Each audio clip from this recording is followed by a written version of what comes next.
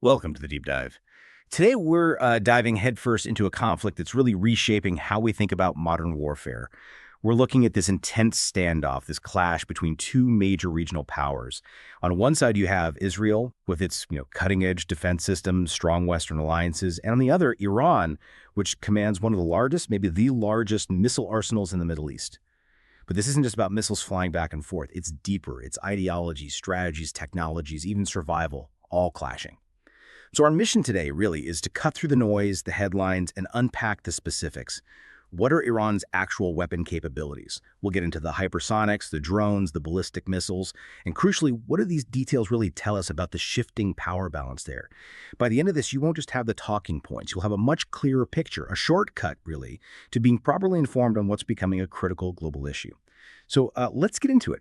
When we talk about Iran's power, the first thing that usually comes up is the sheer size of its ballistic missile arsenal. It sounds massive. Oh, it is. Well, it was. Before this latest round kicked off, most open source estimates put their total ballistic stockpile somewhere between 2,000, maybe up to 3,000 missiles. And the key number there is that around 2,000 of those were thought to have the range to reach Israel. That's significant reach. Now, during the conflict itself, they've used a pretty substantial chunk of that. We're talking ballpark 370 to 400 ballistic missiles launched so far. The data suggests around 300 by mid-June, and then it climbed past 400 as things really escalated. Wow, 300 to 400 already fired. That's a lot. Which leads directly to the big question, what's actually left? I mean, launching at that rate, they must be worried about running low, right? Absolutely. That's where it gets really interesting and frankly critical for Iran. It's not just the number they've fired. You also have to factor in Israel's counterstrikes. They've been actively targeting and destroying launchers before they could fire. So when you combine the high usage rate with those successful Israeli strikes taking out launch capability, the estimates for what's left, what's actually usable, drop dramatically. We're probably looking at fewer than, say, 500 to 1,000 missiles remaining that are ready to go.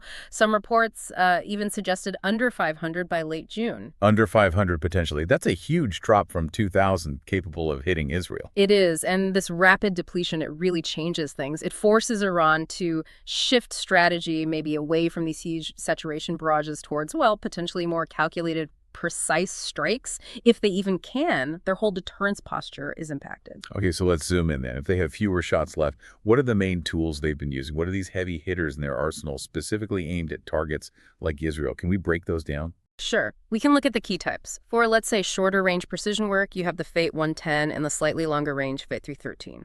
These are solid fuel. That's important because solid fuel means they're quicker to prep and launch, more mobile, harder to catch on the ground. Range is about 300 to 500 kilometers. Payload, maybe 350 to 450 kilos. Yeah. And the accuracy, the CEP, or circular error probable, is around 100 meters. 100-meter CEP, so 50% chance of landing within a football field radius, roughly. Yeah. Still aiming for specific areas or larger targets, not pinpoint maybe. Right. Good for hitting bases, infrastructure nodes, that sort of thing, rather than, say, a specific building entrance. Now, for longer reach and better accuracy, you look at the Qimon, and especially the Imad one. The Qiyam is liquid-fueled, which usually means a bit more prep time. But the Imad one, that one's a step up. Range is about 1,700 kilometers, so it comfortably reaches Israel.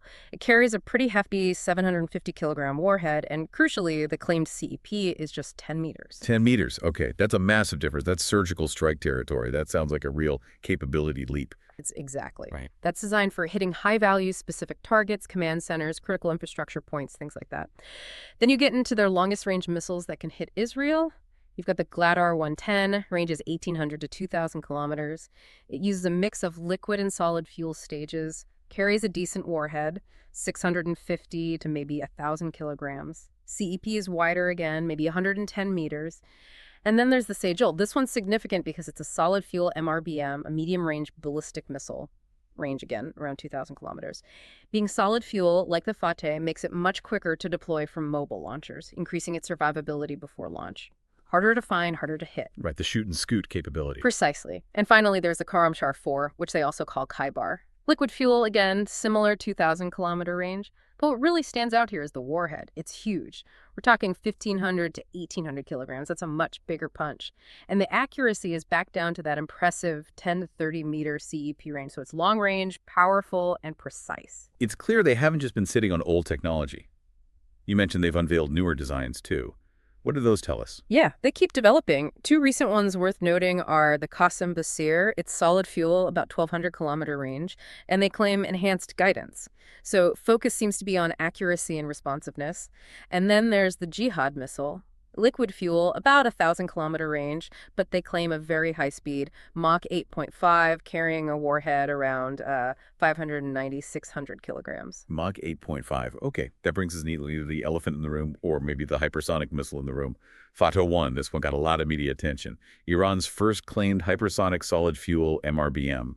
What's the story here? Right, Fatah 1 definitely generated buzz. The claimed specs are, well, eye-popping. Range around 1,400 kilometers. Speed, they claim Mach 13 to 15. 13 to 15 times the speed of sound. Incredibly fast. Incredibly fast. Warhead is stated around 350, 450 kilos, potentially conventional or even nuclear capable, though that's speculation. And the big claim from Iran is that it's highly maneuverable at those hypersonic speeds, allowing it to evade existing missile defense systems like Israel's Arrow. Okay, but that's the claim. What's the reality check from analysts? Yes. And this is crucial for you to understand the nuance. While nobody doubts it's fast, many Western analysts are skeptical about the maneuvering part. They